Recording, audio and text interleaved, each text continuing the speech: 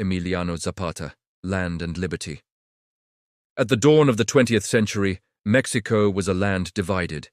A few wealthy landowners owned most of the soil, while millions of peasants lived and worked in poverty.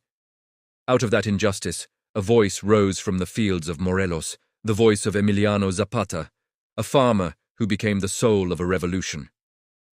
Born on August 8, 1879, in Anenequilco, Morelos, Zapata grew up surrounded by the struggles of his people.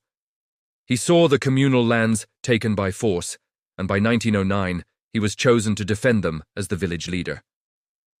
When Francisco I Madero called for revolution in 1910, Zapata joined, not for power, but for justice. His cry was simple and powerful: the land belongs to those who work it. In 1911, his forces captured Cuautla after 6 days of fierce battle.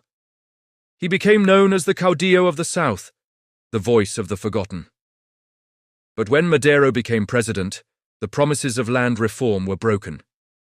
Disillusioned, Zapata wrote the Plan of Ayala, proclaimed on November 28, 1911. It declared that land seized by the rich must be returned to the peasants.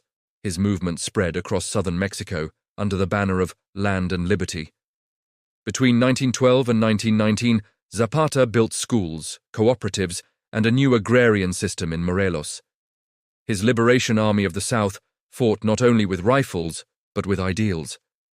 In 1914, Zapata and Pancho Villa entered Mexico City in triumph. But while others sought power, Zapata returned to the countryside, faithful to his cause. On April 10, 1919, at the hacienda of Chinameca, he was betrayed by General Jesus Guajardo.